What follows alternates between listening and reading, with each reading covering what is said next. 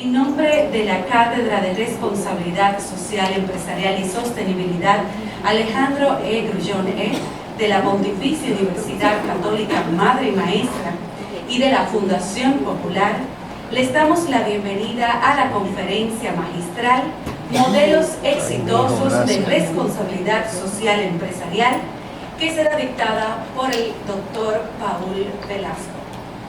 La mesa de honor la integran el reverendo padre Dr. Alfredo de la Cruz Valtera, rector magnífico de esta Pontificia Universidad, el señor José Mármol, presidente de la Fundación Popular y vicepresidente ejecutivo de Relaciones Públicas y Comunicaciones del Banco Popular Dominicano, y el doctor Paul Velasco Ruiz, conferencista y asesor de la Fundación Novis. Llamamos al señor rector, reverendo padre Dr. Alfredo de la Cruz Valtera.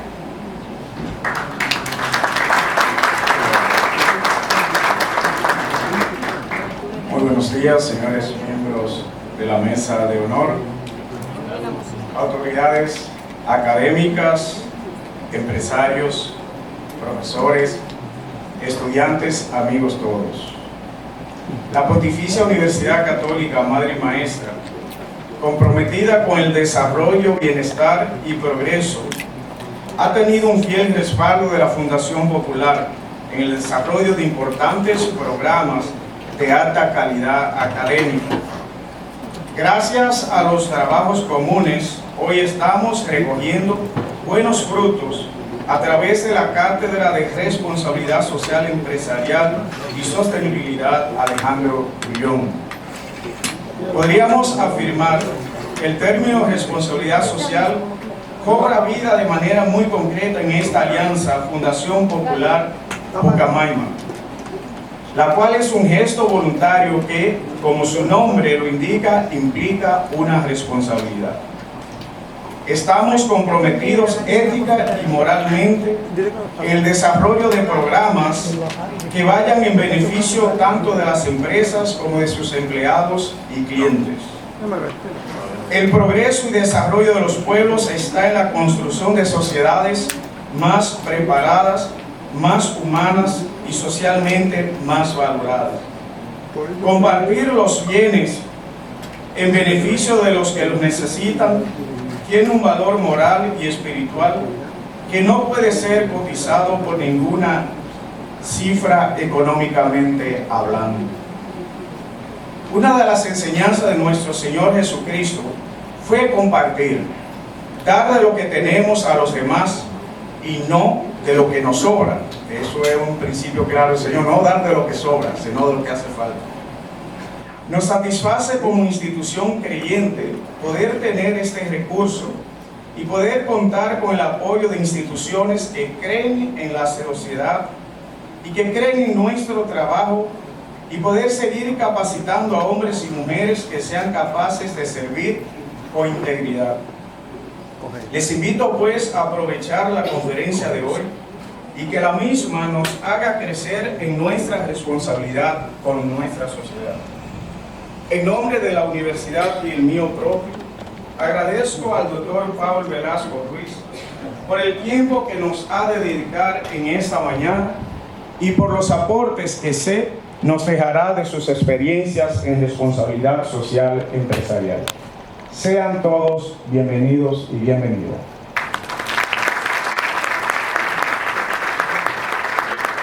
Ahora llamamos a ocupar el podio al señor José Mármol, presidente de la Fundación Popular.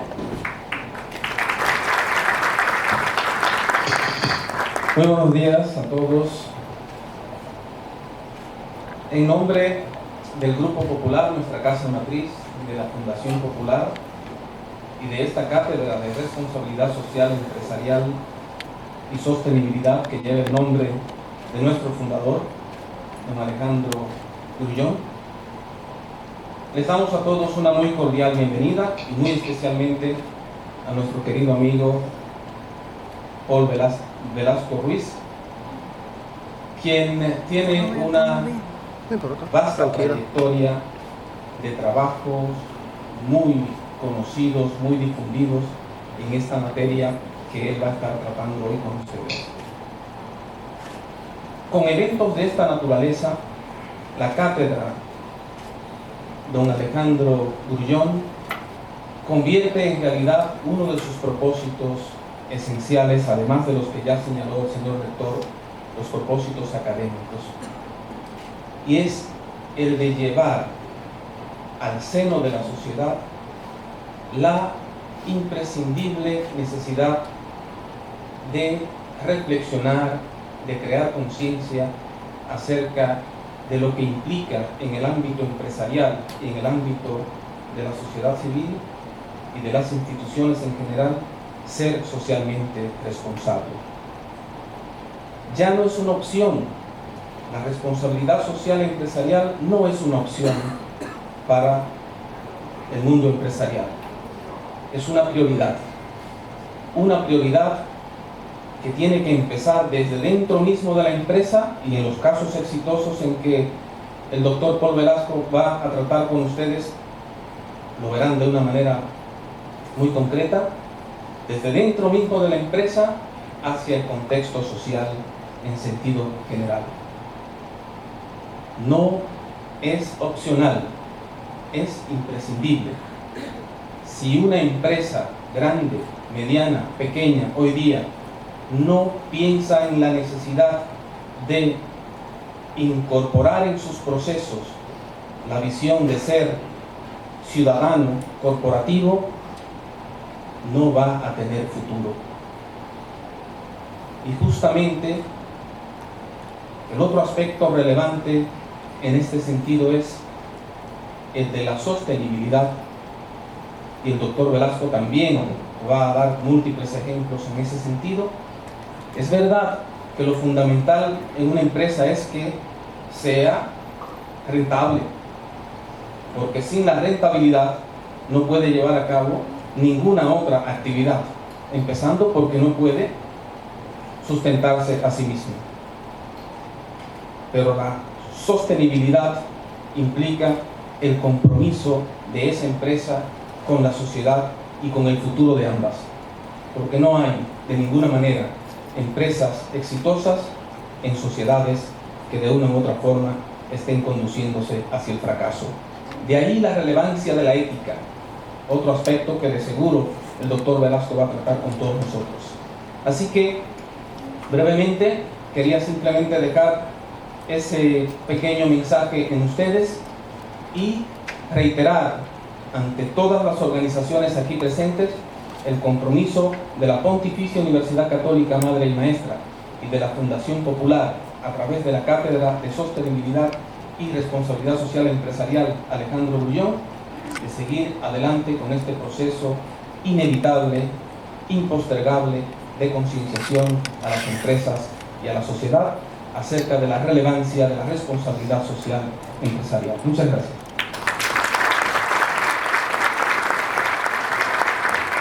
Agradecemos las palabras del señor José Manuel, presidente de la Fundación Popular, al tiempo que invitamos a los miembros de la mesa principal a ocupar asiento en los asientos reservados. La siguiente intervención corresponde al conferencista Paul Velasco Ruiz, quien obtuvo su doctorado en Sociología en la Escuela de Altos Estudios en Ciencias Sociales de la Sorbona, París, Francia.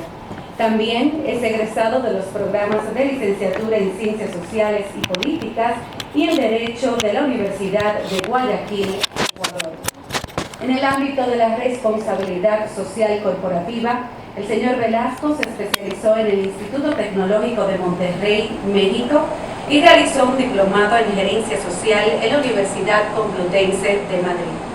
Ha sido consultor en diversos proyectos del Banco Interamericano de Desarrollo, de la Inter-American Foundation y del Plan Internacional para América Latina. En el periodo 79-81 fue asesor de la Presidencia de la República de Ecuador y en 1990 viceministro de Gobierno. Durante más de 20 años se desempeñó como director ejecutivo de Fundación Novis, que pertenece a uno de los más importantes grupos empresariales del Ecuador. El Consorcio Novis en el cual ejerció la dirección de responsabilidad social corporativa y condujo la estrategia de implantación e integración de la responsabilidad social en la cadena de valor de las empresas. Ha publicado como autor y coautor varios libros auspiciados por diferentes organizaciones, entre los cuales están Perfiles tecnológicos de la pequeña producción urbana por la Fundación Interamericana Democracia y Gobernabilidad, por el Instituto Latinoamericano de Investigaciones Sociales, ILDIS, y 53 apuntes sobre la responsabilidad social por la Fundación Nobis. Actualmente, el señor Velasco lidera una iniciativa filantrópica en la ciudad de Miami para desarrollar proyectos sociales en Latinoamérica y el Caribe. Recibamos pues al doctor Paul Velasco Ruiz, quien dirigirá la conferencia Modelos Exitosos de Responsabilidad Social Empresarial.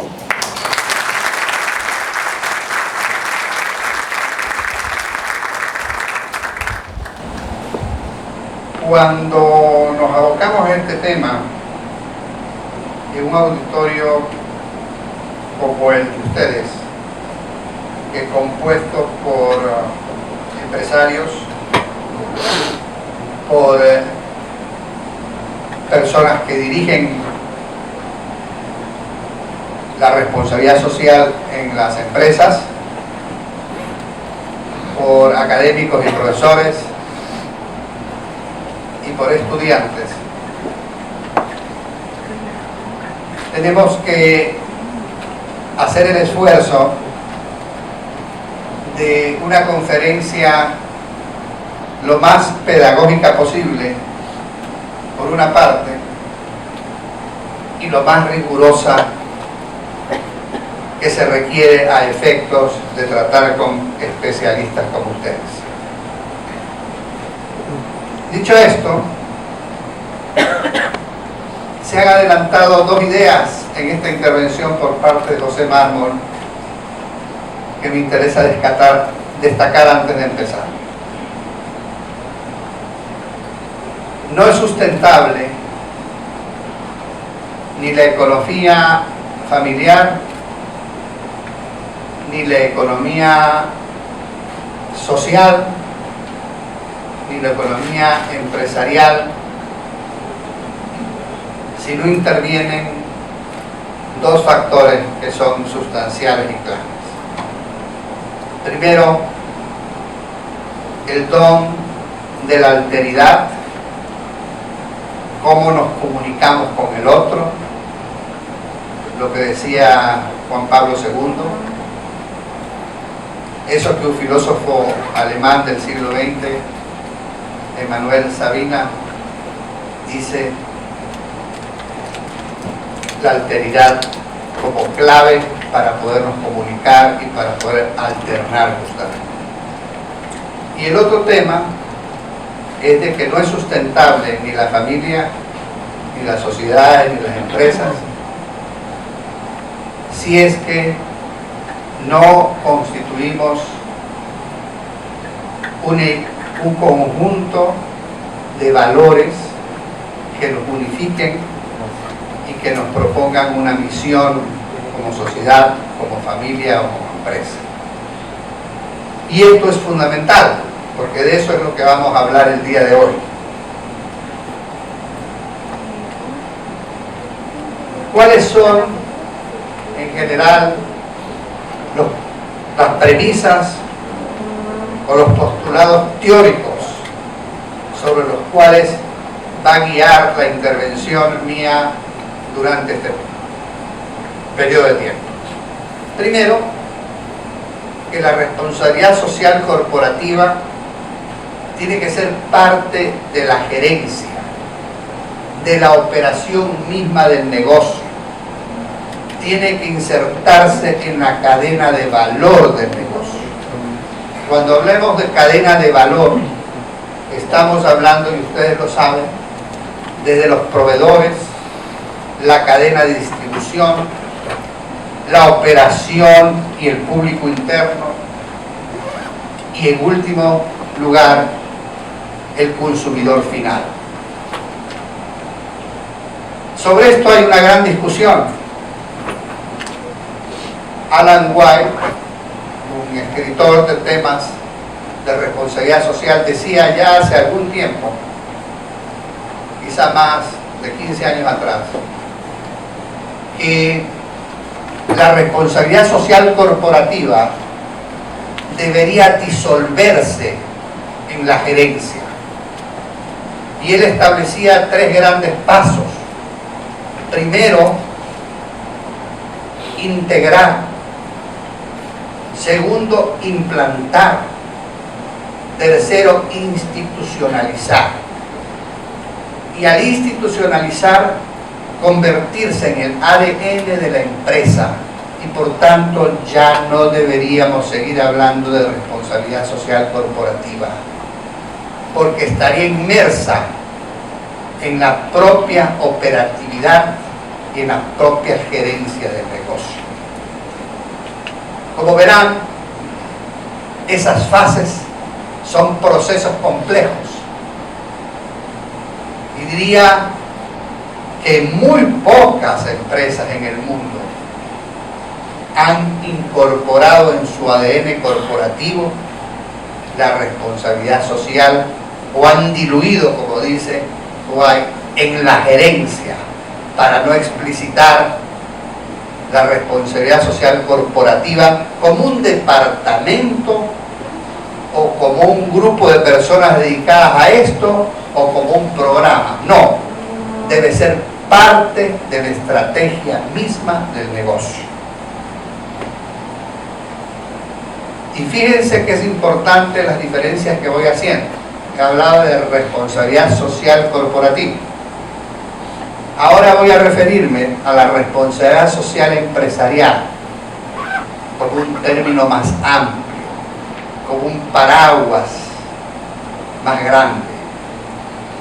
Y yo creo que la responsabilidad social empresarial es una de las innovaciones más importantes para humanizar el capital.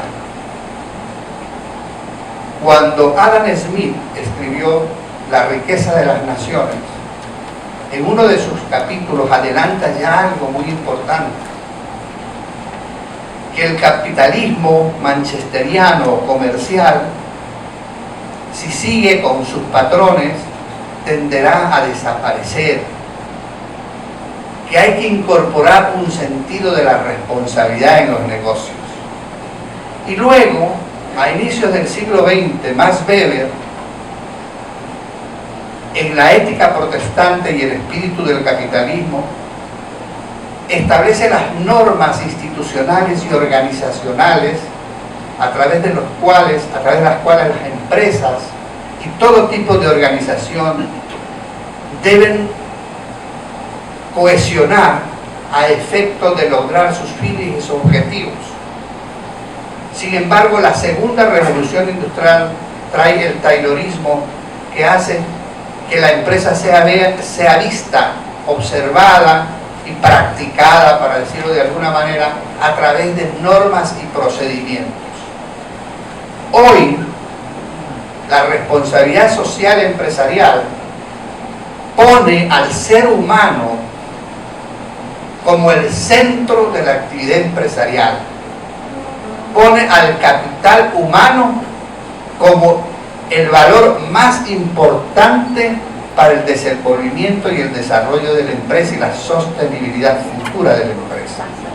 Entonces, la responsabilidad social empresarial es una innovación desde la perspectiva de un capital humanizado. Y esto tiene que ver, o tiene una connotación muy importante en la última encíclica del Papa, por ejemplo, sobre el tema ambiental. Porque lo humano ya no es solo lo que atañe exclusivamente al individuo, sino lo que atañe al entorno en el cual se desenvuelve el individuo. Y eso lo veremos luego. El otro punto importante es que la ética en la responsabilidad social empresarial es donde mejor se expresa en términos de prácticas y no de ideas. ¿Qué quiero decir con esto? Que la responsabilidad social está obligada, está compelida a traducirse en prácticas concretas. Y esas prácticas concretas tienen que ser recogidas en las memorias y en los informes que anualmente las empresas tienen que rendir a la sociedad. Por lo tanto, más que ideas, son prácticas que van a reflejar la realidad del compromiso que el empresario o que los empresarios tienen con relación a cumplir con el principio ético e elemental de comunicarse con los demás y comunicarse con su entorno. El cuarto principio es el de la filantropía. La filantropía en la actualidad está también obligada a ser un asunto de estrategia para las empresas. Y fíjense que he ido estableciendo 3 conceptos: responsabilidad social corporativa, responsabilidad social empresarial y filantropía. El debate también está en que debemos hacer responsabilidad social y no filantropía. Cierto, pero también la una no se opone con respecto a la otra. La filantropía tiene la virtud de la generosidad, del desprendimiento, de la donación que la persona natural o la persona jurídica realiza. Por lo tanto, si esa filantropía es orientada y conducida no como un mero acto, sino como un proceso que mañana puede ser medido, que mañana puede tener unos indicadores de medición, se vuelve una filantropía estratégica. Cuando nosotros vemos un museo, por ejemplo el Museo del Louvre, ¿por qué este museo ha perdurado en el tiempo?, nos preguntamos nosotros. Por el gobierno francés. Sí, por el gobierno francés, pero es por la familia Bettencourt. Es la familia Bettencourt la que ha dado los recursos, si no el 100%, un porcentaje elevadísimo durante todo el siglo XX para que el Museo del Louvre funcione. Y si comenzamos a ver las universidades americanas, eso es filantropía. Y obviamente antes, quizás hace algunos años, no se pedían exigencias ni reportes. Hoy se piden exigencias y reportes. Por lo tanto, si un empresario quiere hacer filantropía, está muy bien, pero va a estar más obligado con el tiempo a que esa filantropía tiene que ser reportada y por lo tanto tiene que ser más estratégica. Y la otra idea que quiero manejar en la reunión o en la conversación, es que las marcas imponen una nueva perspectiva cultural. Hoy no vivimos tanto en el mundo de los productos. Los productos sirven para el consumo. Vivimos más el mundo de las marcas. Y voy a referirme también a un escritor francés, en este caso, posmoderno, en un último libro que se llama Cultura Mundo, que dice una frase muy bella y por eso la he querido traer a colación. que dice que el futuro es el de las marcas, porque las marcas tendrán en el futuro un suplemento del alma, y que las marcas estarán obligadas a tener estética y ética. La frase me parece muy bella, por un lado, pero también muy realista. La responsabilidad social, entonces, es un hecho transversal que va a impactar directamente en las marcas, porque el momento en que una marca, además de ser estética, tiene ese compromiso cívico,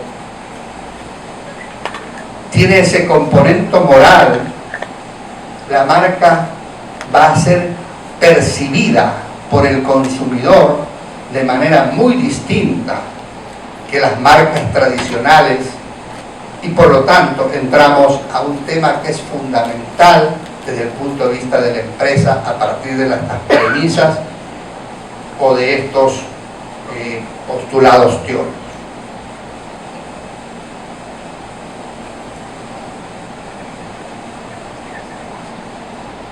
¿Y qué es el de la competitividad? La responsabilidad social ya no es solo un tema de novedad, un tema de academia, es sobre todo un tema de competitividad empresarial. No puede, y lo dijo José Mármol también en su exposición corta, un principio importante, no puede haber competencia en este mundo globalizado si no hay países competentes redundando para competir. Por lo tanto, la responsabilidad social empresarial debe preocuparse no exclusivamente de temas económicos, sino que tiene que incorporar los entornos sociales y educativos. Si un país y si una empresa no colabora con su país en fortalecer la educación, en fortalecer su capital humano, ese país pierde capacidades de competencia en el mundo global actual. De tal forma que la responsabilidad social es un negocio válido y bueno para todos. Mientras más empresas realicen estrategias y prácticas de responsabilidad social, internas como externas, internas en lo corporativo y externas con relación al país, esas empresas van a tener viabilidad, porque no tendrán viabilidad en un océano, ubicadas en un océano de pobreza. Primero, porque no podrán crecer. ¿Cómo podemos bancarizar un país? ¿Cómo podemos formalizar un país si no existe la posibilidad de incluir a esos sectores junto, obviamente, con lo que veremos después en los casos exitosos de alianzas entre lo público y lo privado para poder justamente hacer predecible a un país, competitivo a un país y por supuesto a su sector industrial y a su sector comercial. Esto le aporta calidad a la gerencia,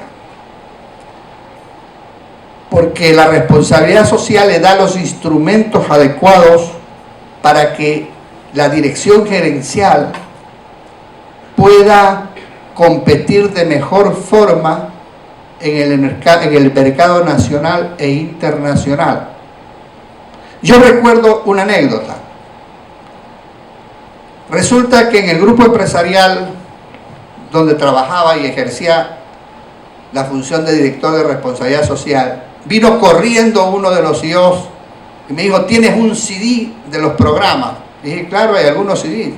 ¿Y qué? ¿Lo necesitas? Lo necesito de urgencia porque estamos en este momento con unas empresas alemanas que no quieren saber nuestros estados financieros, no quieren conocer nada de nuestra historia como empresa. Lo que quieren saber primero es qué hacemos nosotros como responsabilidad social, antes de ponernos a conversar si hacemos o no hacemos negocio. Tan crudo y específico fue ese ejemplo, es el ejemplo que les pongo, que es cómo se transarán o cómo se negociarán las futuras alianzas comerciales. Y en los tratados de libre comercio están incorporadas un conjunto de normas, más allá de lo legal, que le van a exigir a la empresa que tiene que cumplir con estos estándares de calidad gerencial, que tienen que ver con los estándares de responsabilidad social que la empresa realiza. En otras palabras, la responsabilidad social empresarial o corporativa, y corporativa en forma más particular, tiene que ser parte del core business de la empresa. Tiene que estar alineada, cuando se dice al core business de la empresa, a la naturaleza del negocio. Y el valor económico, el valor social o el valor ambiental, ese triple bottom line que dice la metodología del Boston College, tiene que estar presente en todos los reportes e informes anuales que las empresas realizan sobre sus prácticas de responsabilidad social. Leía yo que aquí en la República Dominicana, en la última encuesta, que es la que se puede ver, quizás hay otra nueva, no lo sé, hecha por Alianza ONGs, de 71 empresas dominicanas, solo 25% hacen prácticas de responsabilidad social.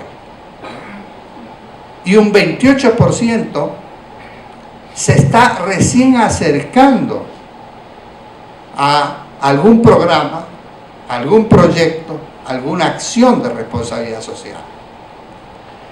No he visto todavía, y quizás sea igual que en Ecuador, que es mi país, donde solo el 0.7% de las empresas ecuatorianas hacen informes de sostenibilidad anuales, alineados a la ISO 26000, al Global Reporting, en su versión G4, que es la última reducida, donde están justamente todos los indicadores comprobables y también alineadas ahora con los objetivos de sostenibilidad de Naciones Unidas, antes objetivos del milenio. Quiere decir que hay un camino largo que recorrer. Cuando se observa en los Estados Unidos y cuando se observa en Europa, encontramos que el 70% en el caso de los Estados Unidos realiza reportes e informes de sostenibilidad, el 70% de las empresas. En el caso de la Unión Europea, acaba Francia de sacar una ley de responsabilidad social ya como ley. Es decir, si lo que estaba como un hecho voluntario,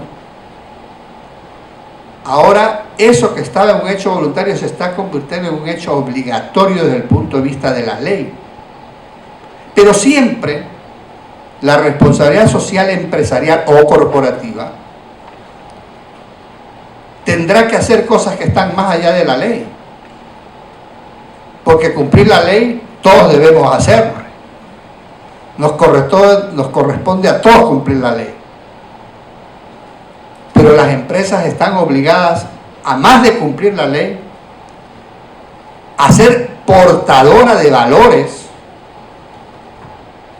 a ser ejemplo de transacciones éticas y, por supuesto, como veré después, que esa ética sea entendida rentablemente y generadora de ganancias.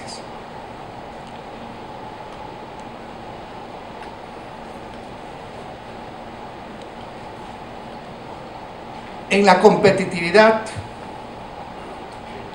y en el alineamiento de la responsabilidad social al core business de la empresa, no puede dejarse de lado el hecho de que hay unos públicos o unos grupos de interés, o diciéndolo en inglés, unos stakeholders, que hay que poner en acción. Y Edmund Burke, un escritor, habla del contrato psicológico. Este contrato psicológico entre la empresa, sea con el consumidor, de la empresa con el cliente, de la empresa con el proveedor, de la empresa con el distribuidor. Este contrato psicológico no es otra cosa que un pacto ético que conduce a que la responsabilidad social empresarial sea un hecho transversal a todo el negocio. Y es lo que White decía, disolver la responsabilidad social en la gerencia y en la operación del negocio. Y evidentemente, de todo lo dicho,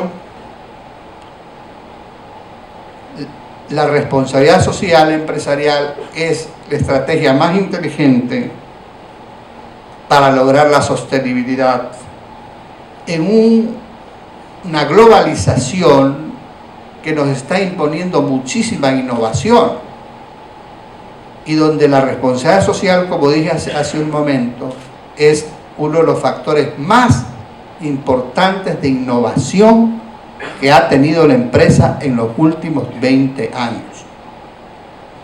Y claro, cuando me he topado con los financistas, y lo he hecho siempre,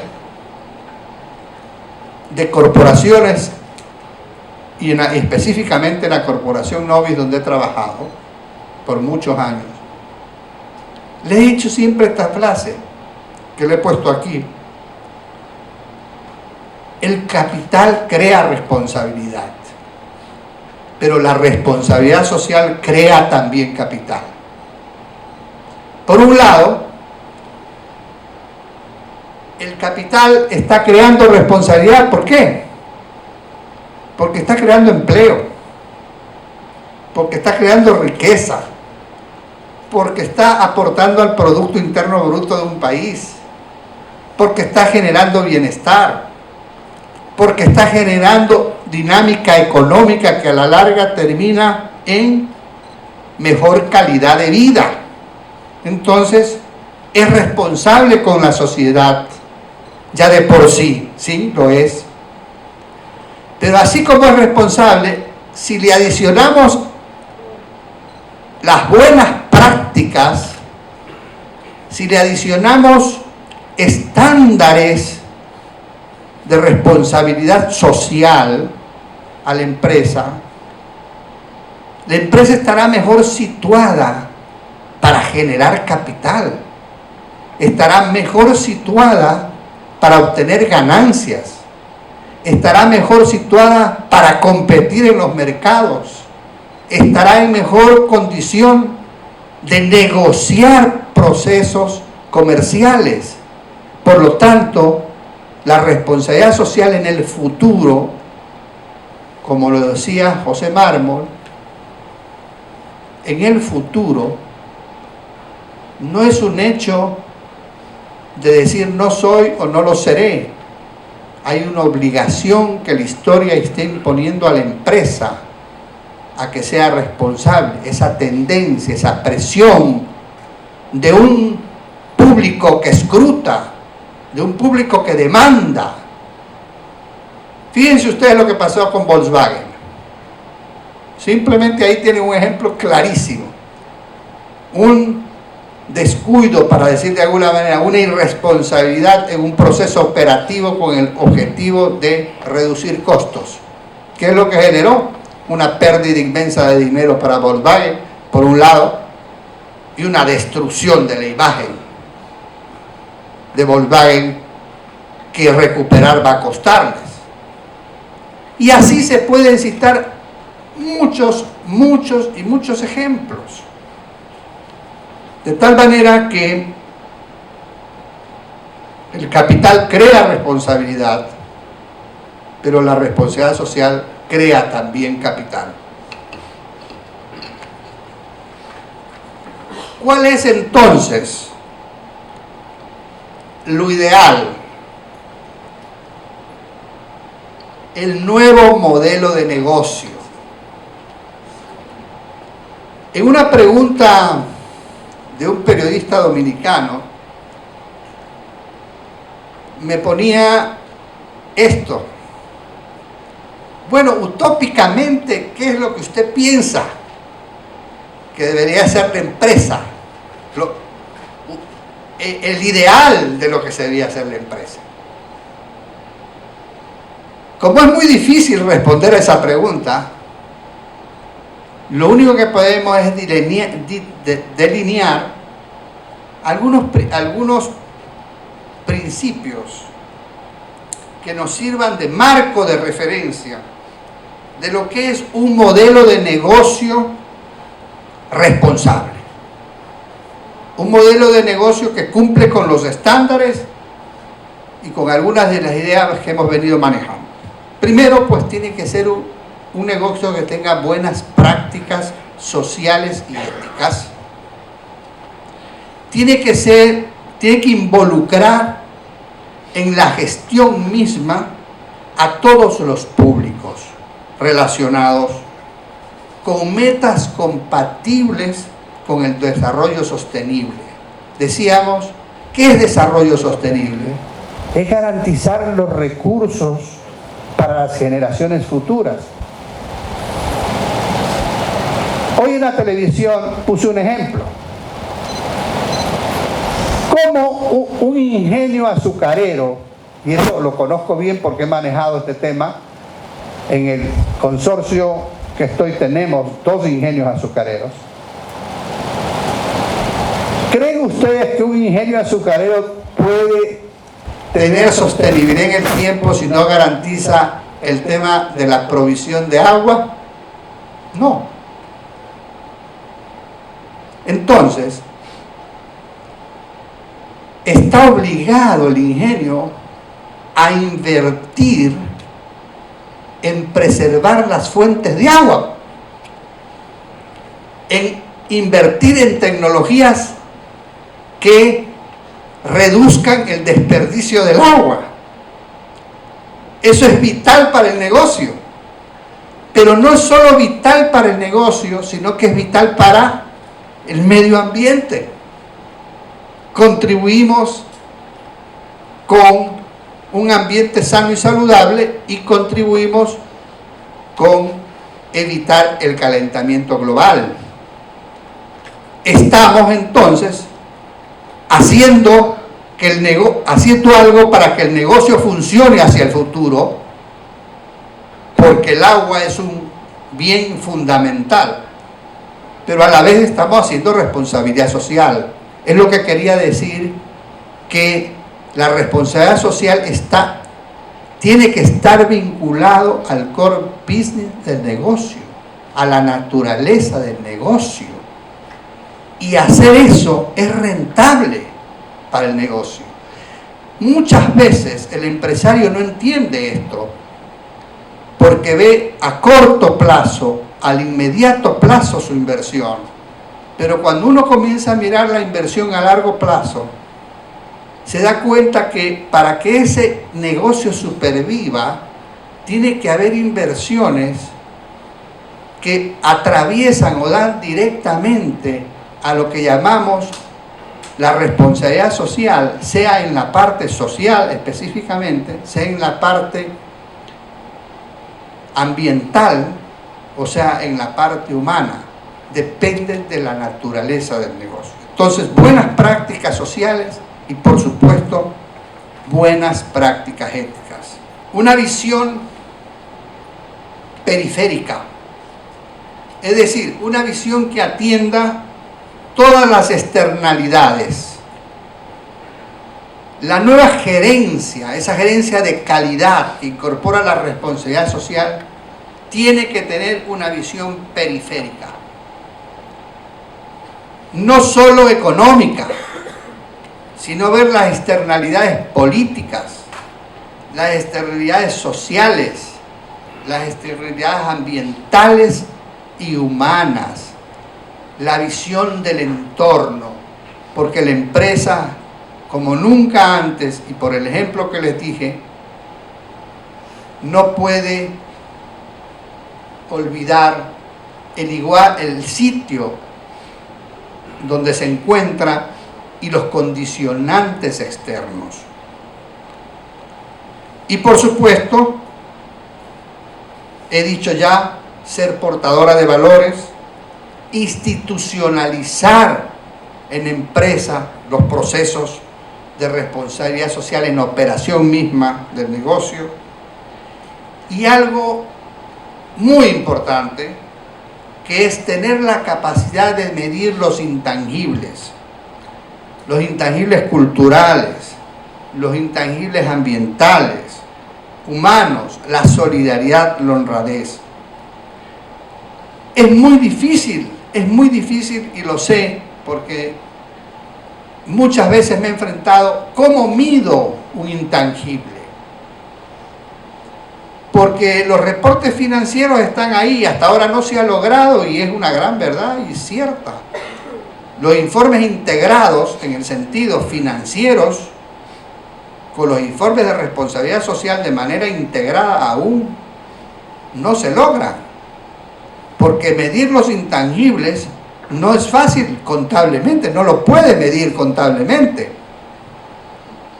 Y cuando uno va donde los contadores y dice, bueno, es que yo elevé mi nivel de ventas y yo tengo, mi marca está ahora mejor situada en el mercado y logré obtener tales y tales resultados, a uno lo miran y le dicen, sí, pero yo no lo puedo trasladar en la contabilidad de la empresa, pues eso no ha ingresado en la contabilidad de la empresa.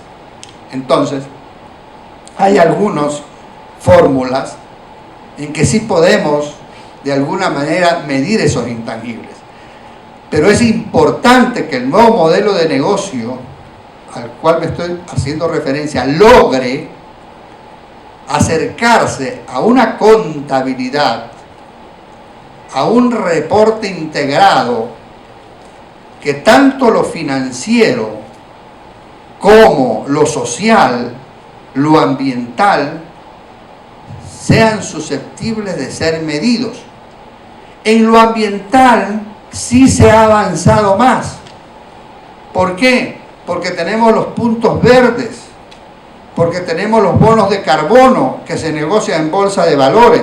Entonces, en lo ambiental se ha avanzado en cuantificar, porque claro, si estoy haciendo una arborización, poniéndoles el ejemplo de un ingenio, hago arborización y por supuesto esa arborización en hectareaje me va a dar, de acuerdo a una fórmula matemática establecida, una cantidad de bonos que yo los negocio en la bolsa de valores y por lo tanto así entra en la contabilidad de mi empresa. Eso sí se puede hacer.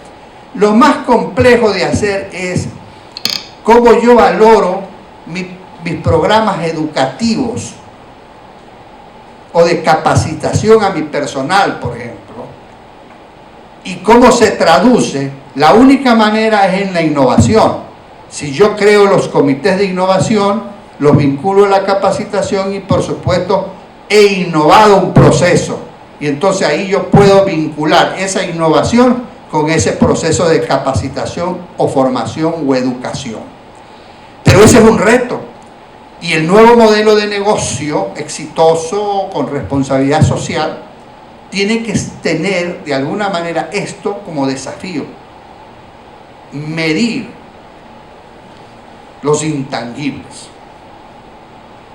y por supuesto transparentar todos sus procesos, y para eso existen las memorias de sostenibilidad anuales a través de las cuales se van transparentando todos los procesos de responsabilidad social o prácticas que realiza la empresa. Y les pongo esta lámina nada más porque el Centro Mexicano de la Filantropía lo hace de manera muy pedagógica para no sofisticarnos mucho lo que son las buenas prácticas. Ya no hablemos de una estrategia de responsabilidad social, hablemos de las buenas prácticas de responsabilidad social. Entonces, una empresa puede irse acercando al desarrollo de una estrategia, empezando por una acción, empezando por un proyecto, empezando por un programa que va a generar la resolución de un problema. Por ejemplo, y este es otro ejemplo que les voy a dar. Un día, sabiendo que conozco de estos temas, me llama un grupo, dice que va a hacer una inversión pequeña de $20 millones en una pequeña central hidroeléctrica en la Amazonía de Ecuador. Bien, ellos no hacían responsabilidad social, pero querían hacer la inversión esta, e inmediatamente lo que yo les pregunté fue: ¿ustedes han ido a la comunidad donde se va a realizar esta inversión de la hidroeléctrica? ¿Qué impacto va a tener en la comunidad? Ah, no, es que no sabemos de esto, no conocemos, queremos hacer hidroeléctrica. Bueno, no alargo el cuento y simplemente les digo es que nunca pudieron hacerla. ¿Por qué? Porque la población, que era un pueblito muy chiquito, no tenía dispensario médico y la escuelita era prácticamente destartalada, no tenían ningún tipo de condiciones para una educación mínima de calidad para los niños y jóvenes. Y esta inversión tuvo inmediatamente la oposición de la comunidad. Entonces, una buena práctica hubiera sido primero ir a la comunidad, mirar cuáles eran las expectativas y las demandas y hacer una pequeña inversión inicial o comprometerse, ya que esa hidroeléctrica iba a durar 100 años y iba a dar una rentabilidad luego del punto de equilibrio, de la inversión, $1 millón anuales durante 100 años. Entonces, si iba a dar $1 millón anuales durante 100 años, había posibilidades de hacer una gran obra para levantar a ese pueblito, tanto en lo educativo como en los aspectos de salud. Entonces, pongo esta lámina más de referencia pedagógica porque resume de manera sencilla el hecho de que las buenas prácticas también tienen que ver con las políticas.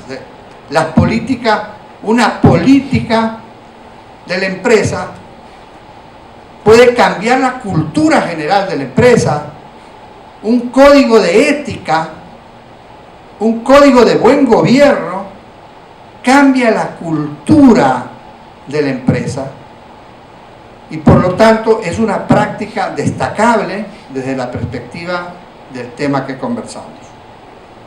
Y definitivamente medir que sean mensurables, innovadores y sostenibles. Estos son los criterios que el Centro Mexicano de la Filantropía usa para dar sus premios anuales a todas las empresas en sus buenas prácticas.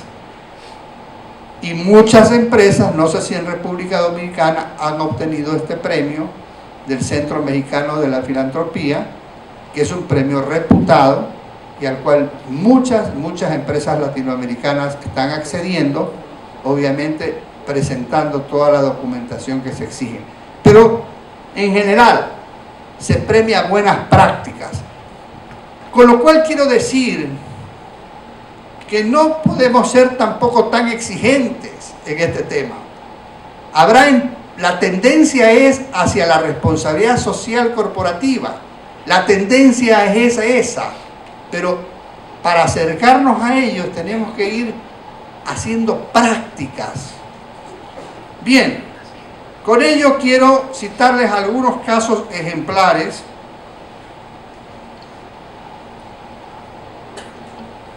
que he seleccionado y rápidamente voy a ponerlos por su significado.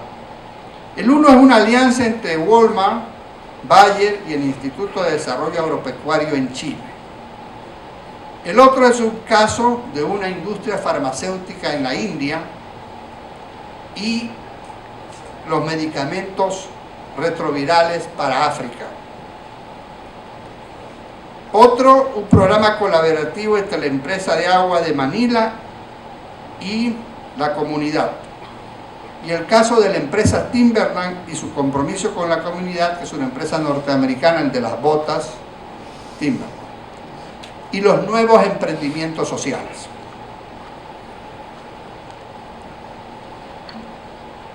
En este primer caso, se trata de lograr una alianza para la inocuidad del producto, siendo los proveedores de Walmart Chile pequeños productores agrícolas que abastecían de hortalizas y verduras. De lo que se trataba era de bajar el componente químico y fitosanitario de las plantaciones de estos proveedores. Y la solución aquí fue iniciar un proceso en el cual se involucró totalmente la empresa Walmart y la empresa Bayer y hace una alianza con el Instituto Nacional Agropecuario de Chile para capacitarlos a estos pequeños productores. Lo virtuoso de esto es que Walmart obtiene buenos productos inocuos para el consumidor, introduce una visión de cultivo orgánico de los productos y de alguna manera da respuesta a una exigencia de los consumidores en el sentido de que los productos que se venden en Walmart sean productos de más alta calidad en términos de salud. Walmart con ello obtiene más rentabilidad, los productores incrementan sus ingresos, incrementaron sus ingresos y generaron una corriente cohesionada entre entre proveedores y la empresa, en este caso Walmart. Y Bayer se incorpora como un modelo interesante de responsabilidad social que involucra a pequeños productores agrícolas.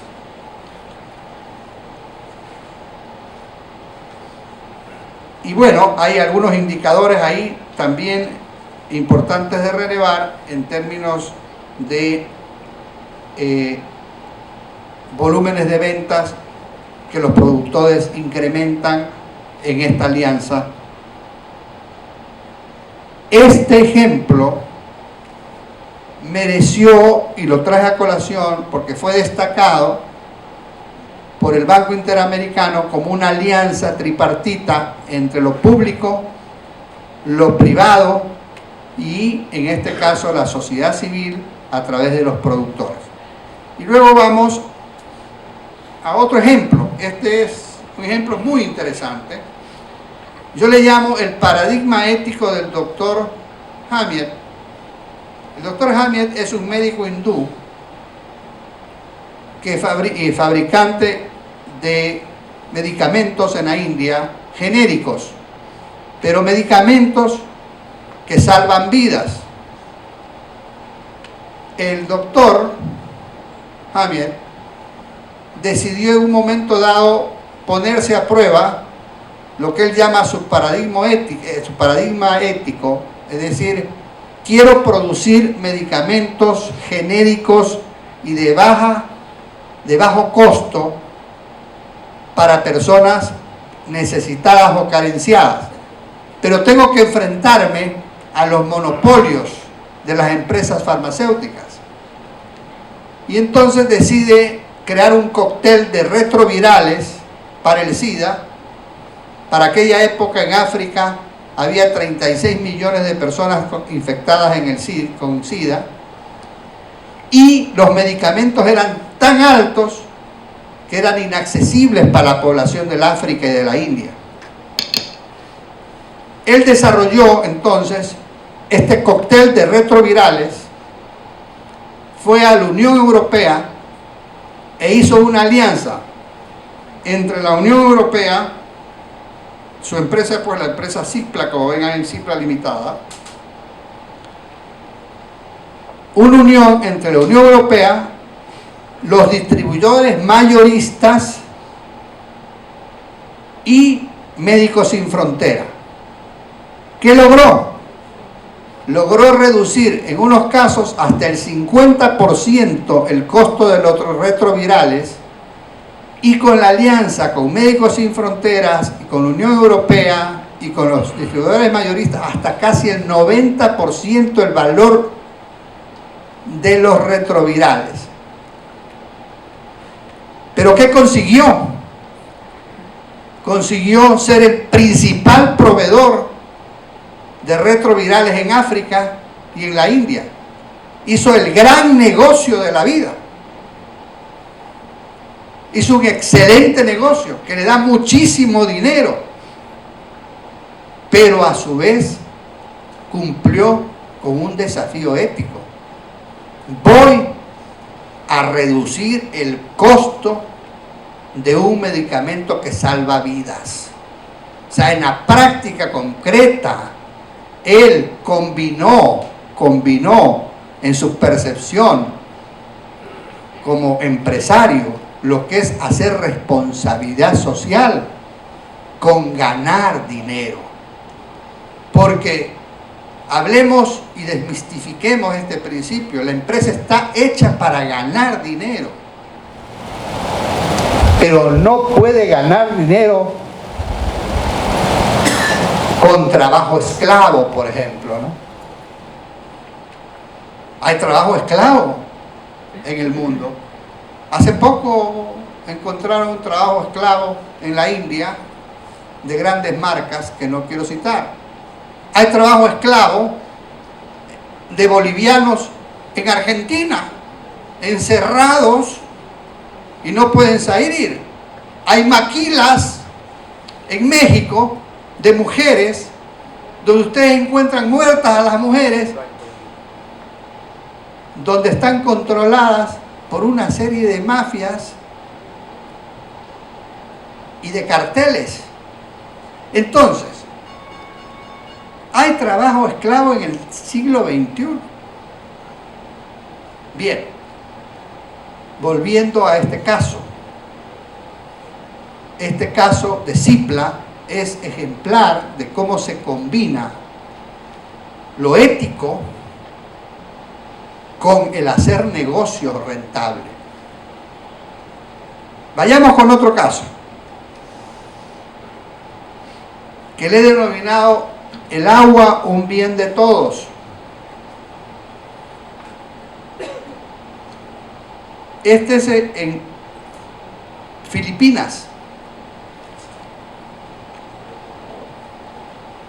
que el sistema de agua alcantarillado pues no abastece a las comunidades, y la compañía de agua de Manila establece una alianza con la comunidad, le llama Agua para la Comunidad, y establece una red a través de la cual rompe con los proveedores ilegales que la gente pagaba 4 veces más el agua a través de tanquetas de lo que sucede a veces en nuestros países. Es un poco parecido, que la gente pobre paga más en los servicios que la gente de mayores recursos. En todo caso, aquí se obtienen cifras muy interesantes, porque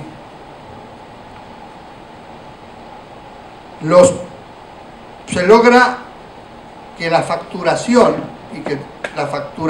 y que los subsidios que se otorgaban por la facturación se racionalicen. Y como ustedes ven, el acceso al agua pasa de 3 millones en 1997 a 6 millones de personas. Es decir, que se logra solucionar un problema fundamental de carácter humanitario, en este caso, accediendo a un sistema de agua limpia, potable y segura, a través de una alianza también entre lo público, pero aquí lo público con la comunidad, que también es otro esquema, otra modalidad de plasmar una buena práctica de responsabilidad social, esta alianza virtuosa también entre comunidad y empresa pública. Otro caso es lo que llamamos fe y convicciones, o el poder de las convicciones, como le he puesto ahí, que es de la empresa Timberland, que fabricaba botas y que hacia el año 95 tuvo una gran caída en la bolsa de valores de los Estados Unidos, y su gerente principal, Schwab, se enfrenta al dilema de dejar sus programas sociales, a los cuales le había puesto él mucha fe, porque era una empresa que era empresa de tercera generación, tenía más de 100 años, y la bota que producía era una bota pues emblemática en los Estados Unidos, y sin embargo la empresa comienza a ir mal, y él se hace la gran pregunta de que su abuelo y su padre trabajaron por convicciones y por fe en su comunidad. Y el dilema es, ahora dejo los programas sociales porque he dejado de tener ganancias. Al contrario, decide mantener su programa City Year, que es un programa con la comunidad, en la cual educa a la comunidad, y en la cual, a medida que educa a la comunidad, selecciona los talentos que existen en la comunidad para conducirlos hacia la empresa, que sean futuros empleados de la empresa. Aquí la lección que sacamos, la gran lección de este caso, resumidísimo por supuesto, y que yo lo saco en un libro mío ya más explícitamente, con datos, etc., es de que hay momentos en la vida del empresario o de la empresa en que si nos va mal, reducimos completamente todos nuestros proyectos sociales. En este caso, por el contrario, a pesar de que hay descenso de las utilidades, a pesar de que hay problemas económicos, lo que salva a la empresa, lo que a la larga termina salvando a la empresa, es esa fe y la convicción de seguir trabajando con la comunidad, y que la comunidad es la clave para mantener la fidelidad hacia la marca, hacia el producto y hacia el consumo.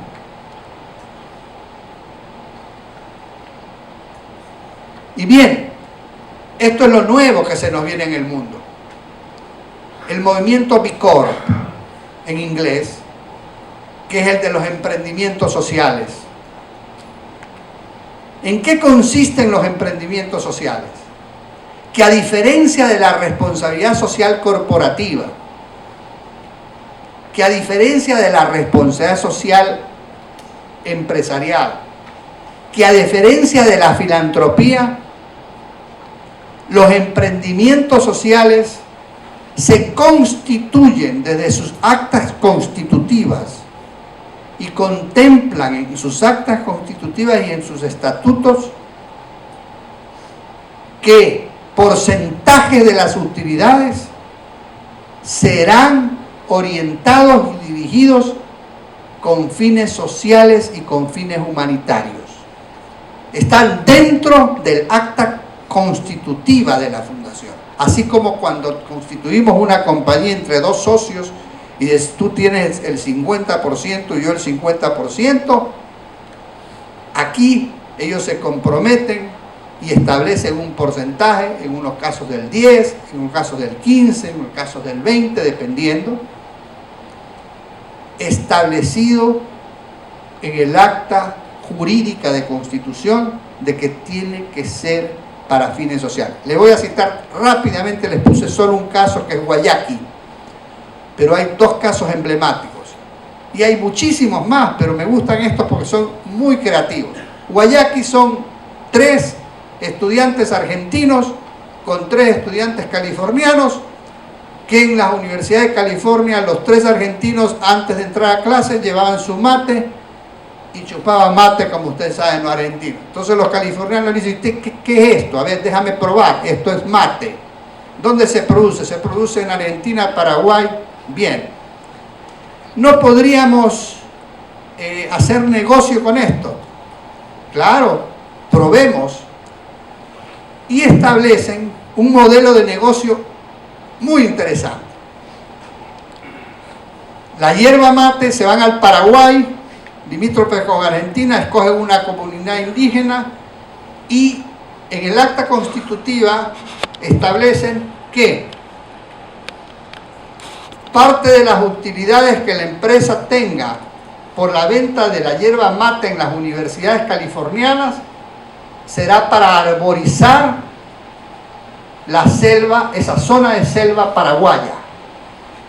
Bueno, logran captar el 80% del mercado de las universidades californianas. Logran que penetre la hierba mate en los estudiantes californianos y realizan su labor social arborizando una zona del Paraguay. Otro caso, un estudiante neoyorquino con un estudiante ecuatoriano visitan una zona de la ciudad de Guayaquil donde ven en la calle jugando pelota a unos jóvenes, jugando fútbol. Y se usa una chancletita especial para jugar fútbol en las calles, sin pasadores, sin cordones. Como el neoyorquino es diseñador, coge el diseño, hace un diseño al llegar a Miami, le ponen el mapa del Ecuador en la plantilla, lo hacen por supuesto muy bonito, muy vistoso, y resulta un éxito completo de ventas en la ciudad de Miami. Parte de las utilidades van a las escuelitas de donde salió la inspiración, escuelitas de Ecuador. Y ahora están incursionando en el mercado de la India, con una batona que usan las mujeres pobres en la India, la están rediseñando, la están vendiendo en los Estados Unidos también con buenas perspectivas y éxito, y parte de eso irá para proyectos sociales en la India. Bueno, de esos casos hay innumerables, pero es una nueva tendencia, y es una tendencia que generalmente proviene de la gente joven, lo cual es mucho que decir. La gente joven se está comprometiendo con las causas sociales. La gente joven está percibiendo de manera muchísimo mejor que la generación mía, la baby boomer, los nacidos después de los fines de los 40 y principios de los 50, están con muchísimo más compromiso social, por un lado. Segundo, son más escrutadores, demandas más y pueden acabar con una marca en pocas horas a través de las redes sociales.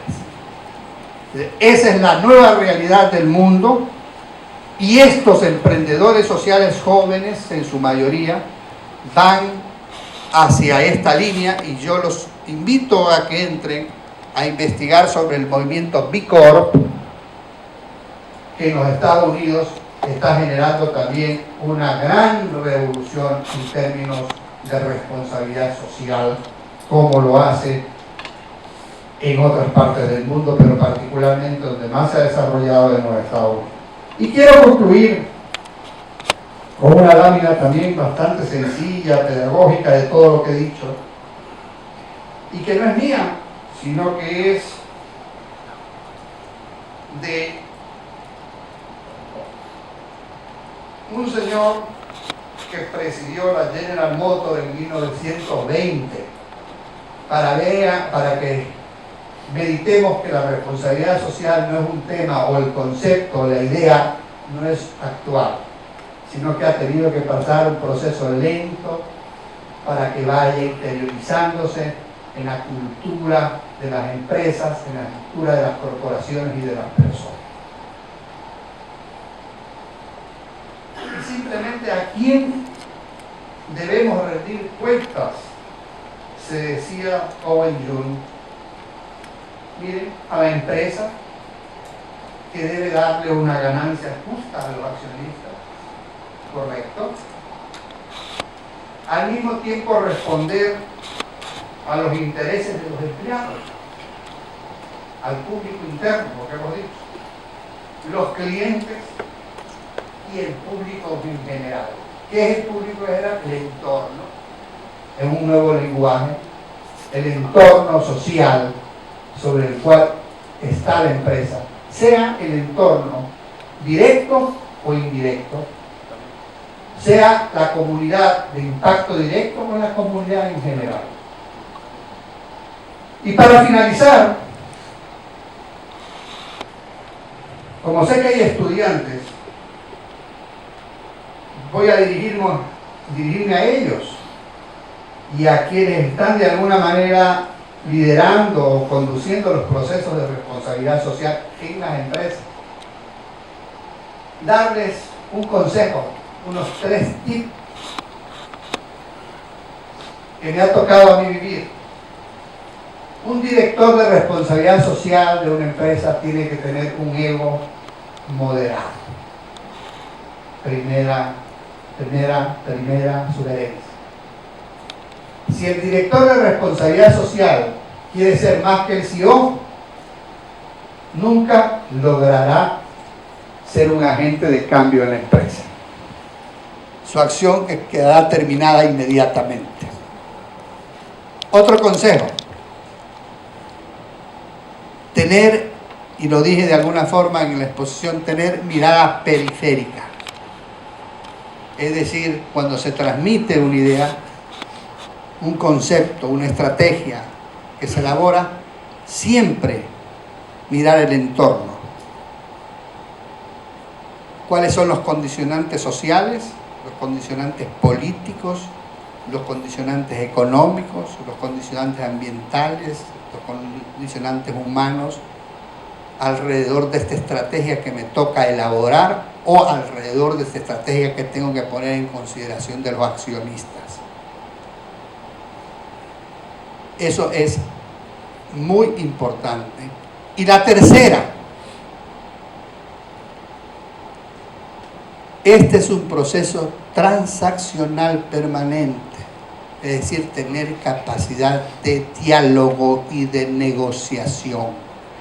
Si no estás hecho para negociar, no puedes ser director de responsabilidad social corporativa, porque vas a tener que negociar todos los días con el gerente de recursos humanos, con el gerente de operaciones, con el gerente financiero, con los accionistas, y si es una empresa familiar, con los propietarios familiares. Tienes que tener capacidad de negociación. Les dejo esto como parte de mi experiencia de muchos años, que a veces uno se desalienta, pero es parte de este proceso. Negociación permanente, mirada periférica y sobre todo ego muy, muy moderado. Muchas gracias.